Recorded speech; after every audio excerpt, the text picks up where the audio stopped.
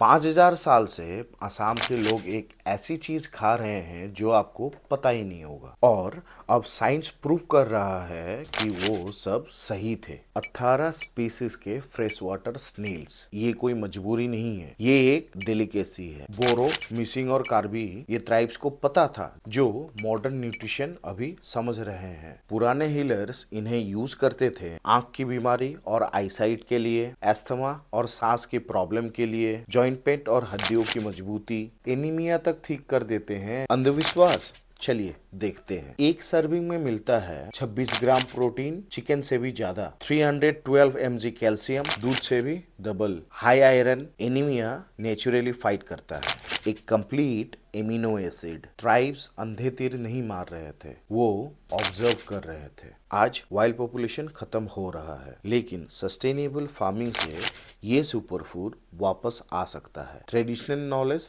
Plus modern science, solutions हमारे reverse में छुपे हुए हैं। आज ये ट्रेडिशन खत्म हो रहा है, नए जनरेशन्स को लगता है बैकवर्ड फूड है। पर भाई, जब वर्ल्ड किनुआ और अकाई को सुपर फूड बोल सकते हैं, तो हमारे रिवर्स में छुपे हुए ये सुपर फूड को क्यों नहीं? एसएमएस क्यूजीन सिर्फ एक टेस्ट नहीं है, ये 5000 सालों का साइंटिफिक रिसर्च है, और मैं ये दुनिया को दिखाऊंगा। फिर मिलते हैं एक नए वीडियो में, तब तक जय भारत, जय होमिया।